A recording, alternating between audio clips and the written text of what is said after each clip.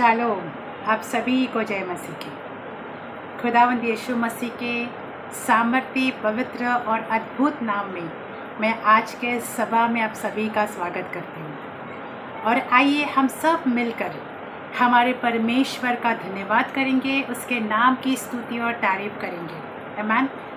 क्योंकि हमारा परमेश्वर आजकल और युगान युग एक सा रहने वाला परमेश्वर है। आमीन। तो आइए आप मेरे साथ होकर हम परमेश्वर का धन्यवाद करेंगे और उसके सामने हम दुआ करेंगे। पिता, हम आपका धन्यवाद देते हैं कि आप हमारे जीवित, पवित्र, सामर्थ्य परमेश्वर हो। उसके लिए आपका कोटि कोटि धन्यवाद देते हैं। होने पाए परमेश्वर, आज के इस दिन में और आपके शब्द, आपके वचन के द्वारा प्रभु आपकी महिमा और आपके नाम को ऊंचा उठाया जाए।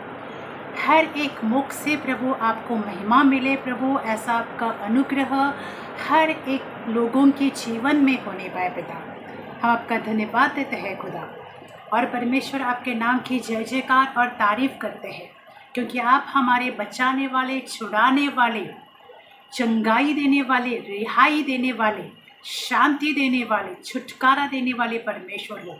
इसके लिए आपका कोटि कोटि धन्यवाद देते हैं पिता। आज के प्रभु इस संदेश के द्वारा आप लोगों के जीवनों को स्पर्श करें प्रभु, और लोगों के जीवनों में गवाही बन जाए परमेश्वर। ऐसा मैं प्रार्थना करती हूँ पिता आपसे इस समय यीशु मसीह के नाम से। हर एक सुनने वाले भाई बहन आज के संदेश के द्वारा आशीष को पाए, आपके अनुग्रह को पाए। ऐसे मैं दुआ मांगती हूँ पिता आपसे यीशु मसीह के नाम में, आमीन। Praise the Lord. तो आइए हम परमेश्वर के वचन की ओर बढ़ेंगे। उसके पहले मैं आप सभी के लिए फिर से एक बार धन्यवाद करती हूँ कि परमेश्वर ने ये नया दिन दिया और उसका अनुग्रह दिया कि हम उसके वचन को आपके बीच में बांट सके और आप तक पहुँचा सके। उसके लिए परमेश्वर का धन्यवाद है।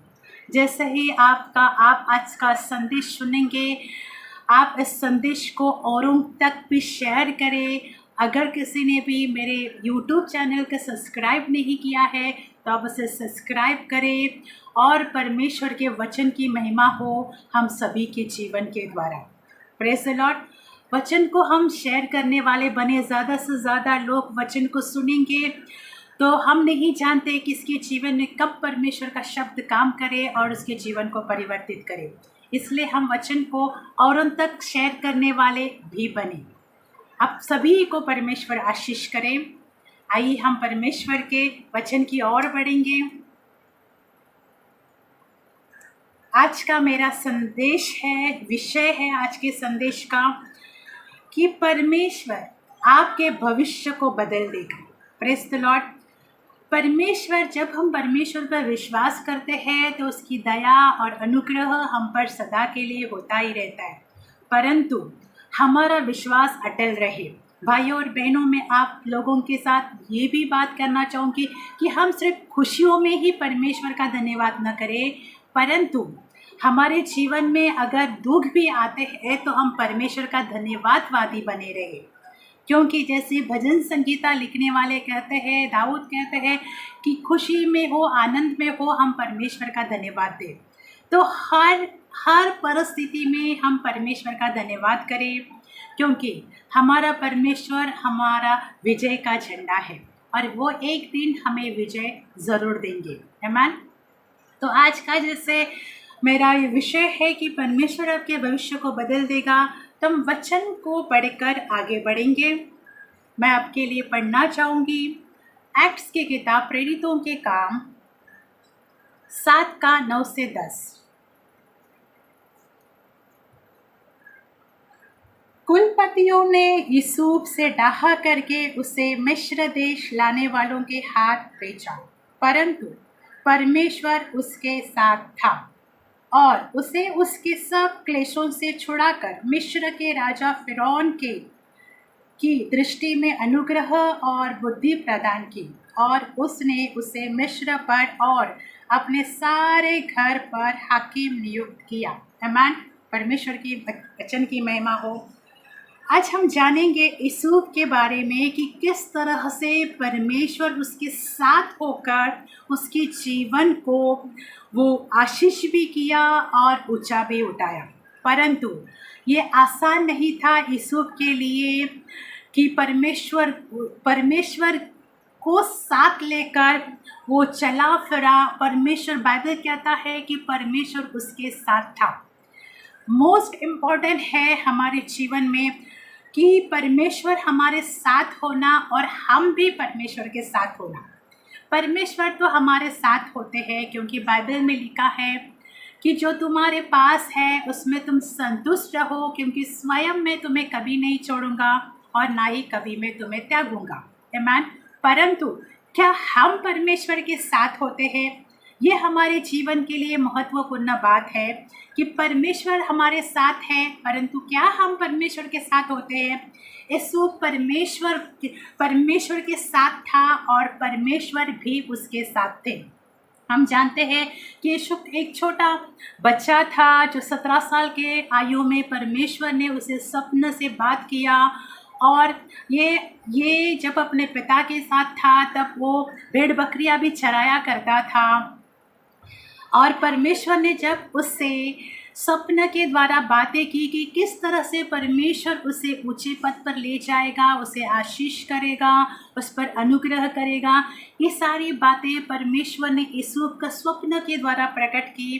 परंतु यूसुफ ने वो स्वप्न की बातें अपने भाइयों के साथ और अपने पिता के साथ शेयर की, उन्हें वो बातें बताई।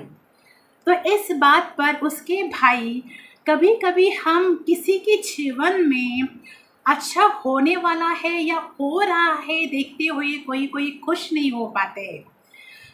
किसी लोगों का बहुत तक हम देखते हैं कि बहुत सारे लोगों का ऐसा स्वभाव रहता है जो किसी के उन्नति से या कोई आगे बढ़ता है या किसी को परमेश्वर ऊंचा उठाता है, आशीष देता है, तो उस पर खुश नहीं हो पाते हैं। उसी तरह से यूसुफ के जो भाई थे वो उसकी इस स्वप्न की बातें सुनकर वो खुश नहीं हुए। उन लोगों को उस बात का गुस्सा आ गया, एक तरह से उनको इस बात की जलन भी हो गई कि क्या ये हमारे ऊपर राज करेगा, ये इसके अधीन हम हो जाएंगे। इस बात का उन लोगों के अंदर एक गुस्सा भी आया और एक तरह से जलन भी उत्पन्न हुई और उन लोगों ने यूसुफ को मारने का षड्यंत्र रचा। तो हम देखते हैं कि पहले तो वो यूसुफ को एक गड्ढे में डालते हैं, फिर उनमें से एक भाई, जो यूसुफ के भाई में से एक बोलता है कि गड्ढे में डालना सही नहीं है, तो जो मिस्र में जाने वाले लोग होते हैं उनके हाथों में उनको वो बेच देते हैं। उसके बाद वो लोग भी उसको मिस्र के राजा के हाथ में जब उसको बेचने के लिए रखते हैं और वो मिस्र के राजा के हाथ में उसे बेच देते हैं। तो परमेश्वर का इस बात में हम जाओ, परमेश्वर ने यूसुफ को कहा था दृश्य स्वप्न के द्वारा कि वो किस तरह से उसे आशीष करेगा और किस तरह से वो ऊंचा उठाया जाएगा। परंतु भाई और बहनों, यहाँ हम देखते हैं कि यूसुफ के जीवन में कितने दुख और तकलीफ़ों का उसको सामना करना पड़ता है।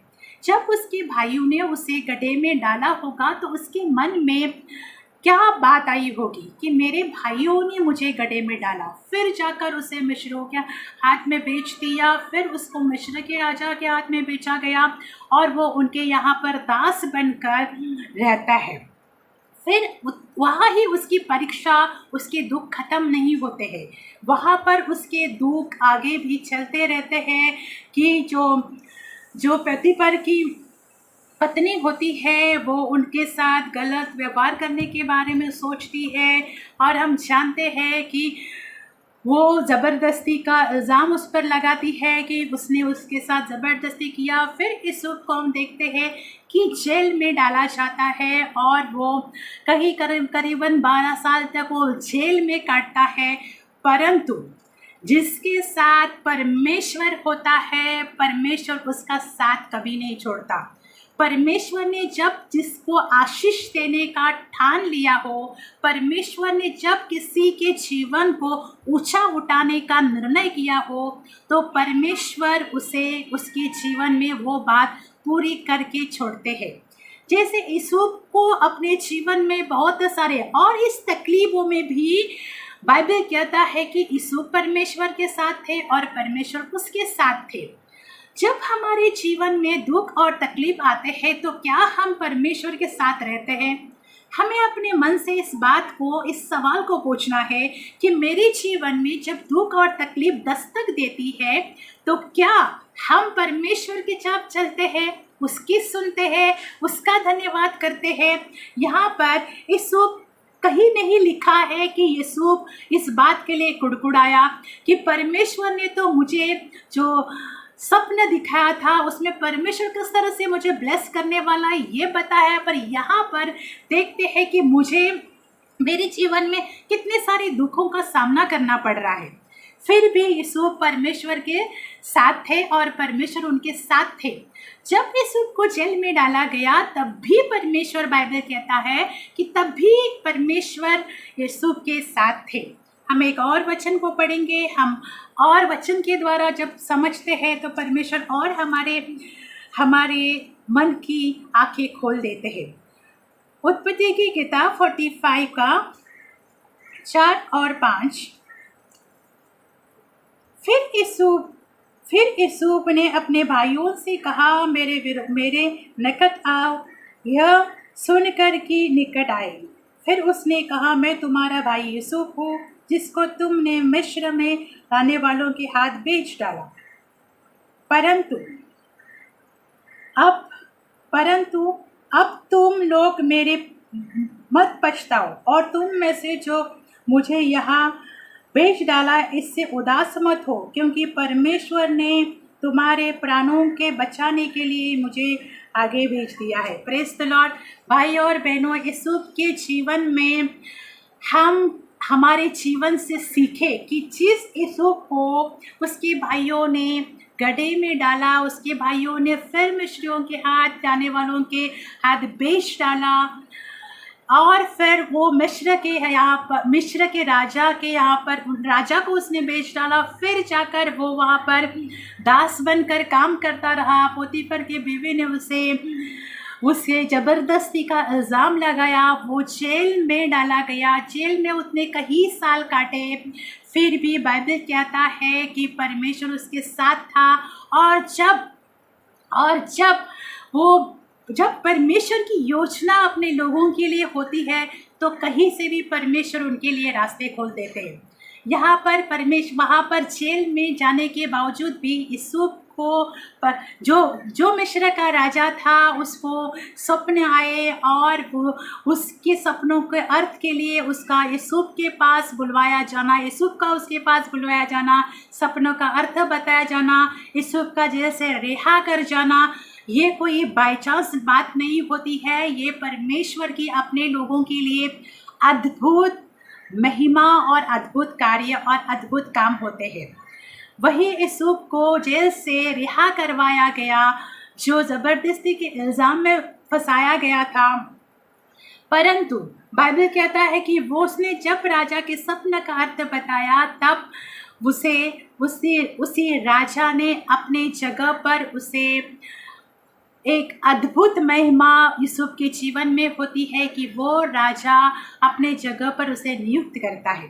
Praise the Lord. परंतु इससे पहले कि हम देखेंगे कि सारी बातें होती हैं और वहाँ पर जब मिस्र में अकाल पड़ना, यूसुफ का वहाँ का धन बटोर कर रखना, ये सारी बातें हम बाइबल में उत्पत्ति की किताब 45 से लेकर 49 तक पढ़ सकते हैं। परंतु इस बीच में जब यूसुफ का भाई जहाँ पर होते थे वहाँ पर भी अकाल पड़ जाता है और उनको मिस्र आना पड़ता है, क्योंकि मिस्र में खाना पीना होता है। तो यहाँ पर यूसुफ ने जैसे सारा खाने पीने का बंदोबस्त किया होता है, तो वहाँ पर उसके भाइयों को ये बात पता चल जाती है और वो यहाँ पर आते हैं। हम जानते हैं कि यूसुफ को उसके, बाइबल में लिखा है कि यूसुफ को उसके भाई पहचान नहीं पाते हैं, क्योंकि जब परमेश्वर किसी की पहचान को बढ़ाता है तो वो उसका पूरा चित्र बदल देता है, उसके पूरे जीवन को ब्लेस कर देते हैं। आमीन।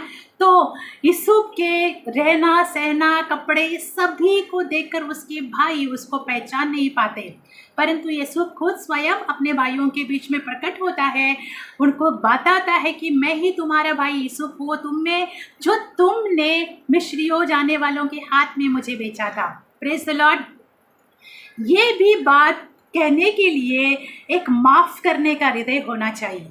यूसुफ को अपने भाइयों के प्रति कोई भी कड़वाहट नहीं बताई गई है, कोई भी जलन नहीं बताई गई है, कोई भी नफरत नहीं बताई गई है। ये भाई जब वो अपने भाई को पहचानते हैं, परंतु यूसुफ को उसके भाई नहीं पहचान पाते, तभी यूसुफ को स्वयं बताना पड़ता है कि मैं तुम्हारा भाई यूसुफ हूँ, और जो उन्होंने उसके साथ किया है वो भी उन्होंने उसे बता दिया।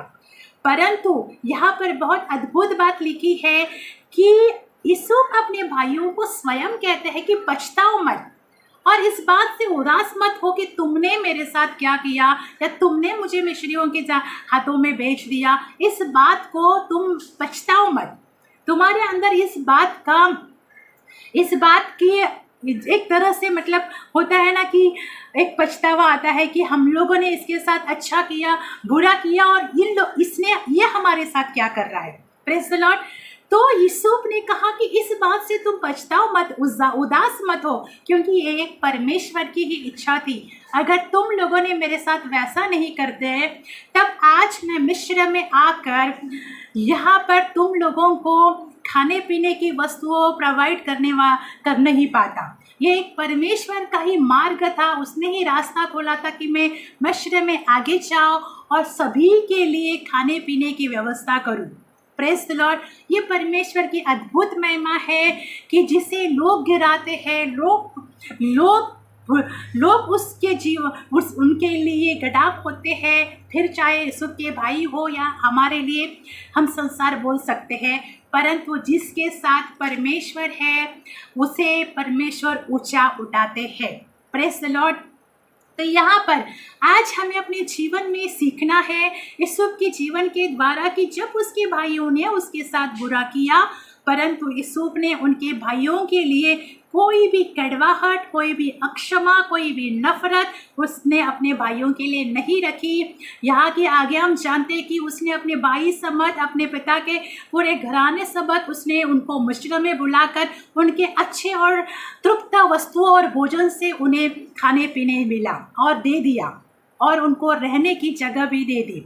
Praise the Lord. और यहाँ पर सिर्फ बात खत्म नहीं होती है, अब देखते हैं यूसुफ का भविष्य, उसका जीवन कैसे बदल जाता है। Praise the Lord. तो ये जैसे होता है तब मिस्र का राजा उसे प्रधानमंत्री के जगह पर नियुक्त करता है, और हम जानते हैं कि यूसुफ मिस्र का प्रधानमंत्री बन जाता है। ये कोई आसान और छोटी सी बात नहीं है कि एक प्रधानमंत्री बन जाना। Praise the Lord. यूसुफ मिस्र का प्रधानमंत्री बन जाता है, उसके मिस्र का और सभी जगह का एक तरह से अधिकार उसके हाथ में आ जाता है। Praise the Lord.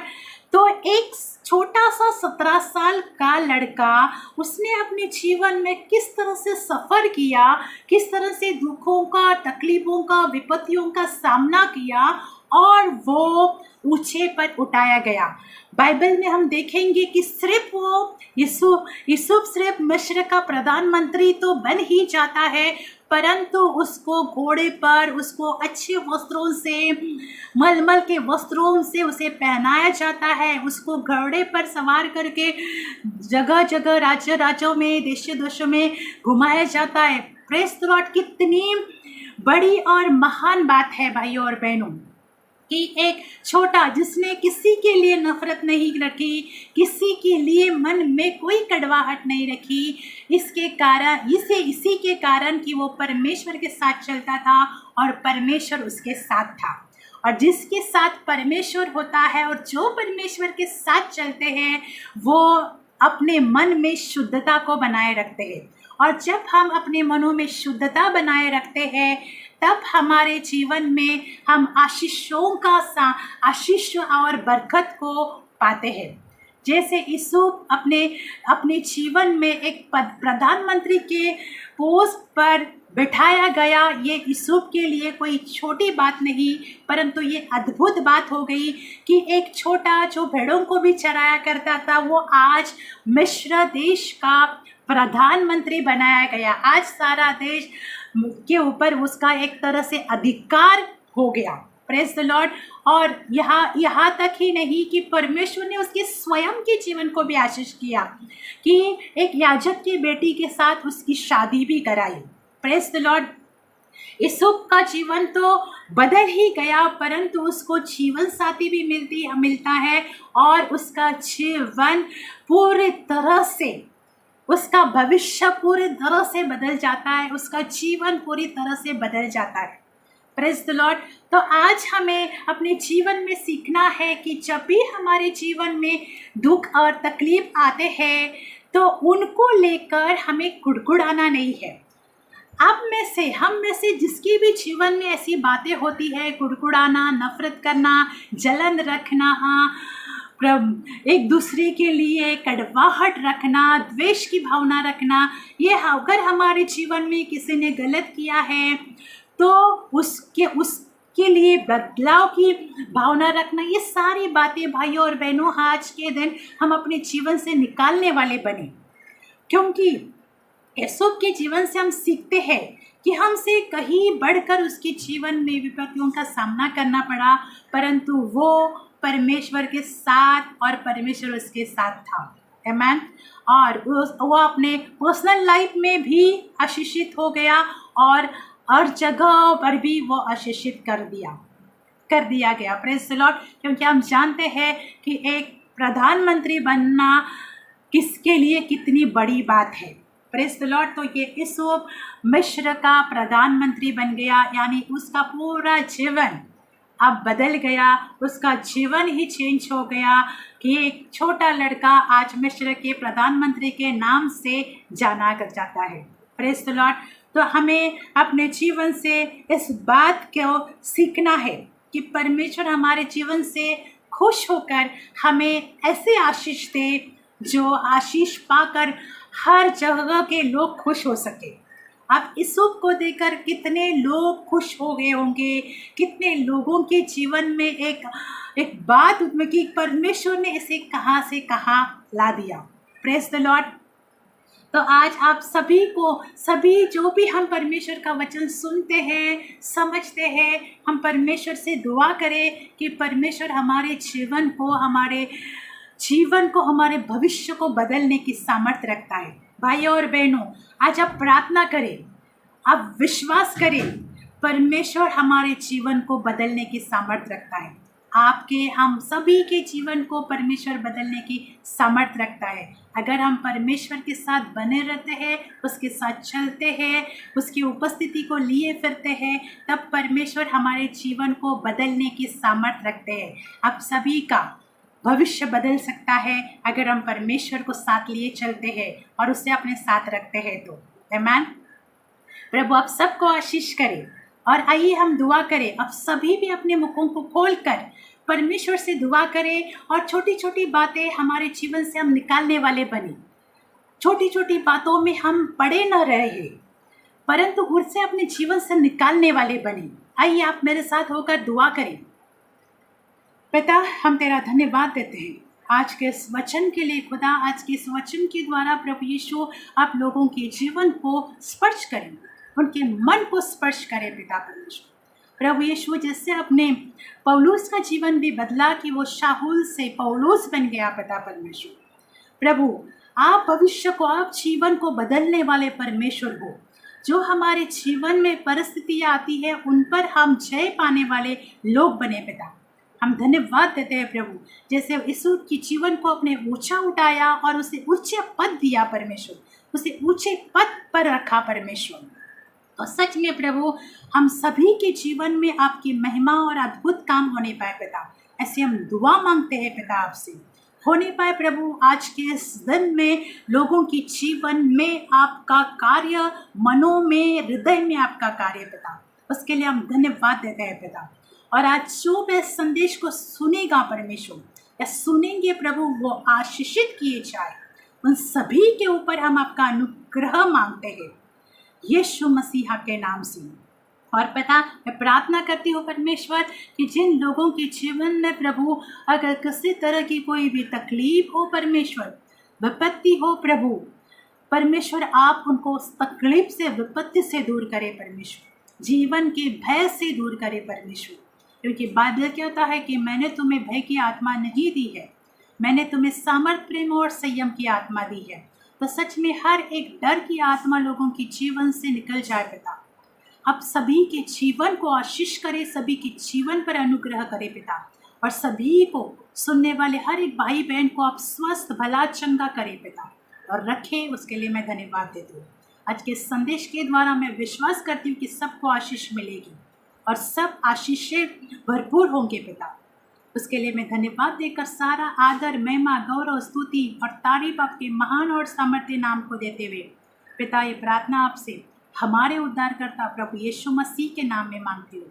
आपने सुन लिया, उसके लिए धन्यवाद यीशु के नाम में, आमीन। प्रभु आप सभी को आशीष करें और आप सब भले, चंगे और स्वस्थ रहे। आमीन।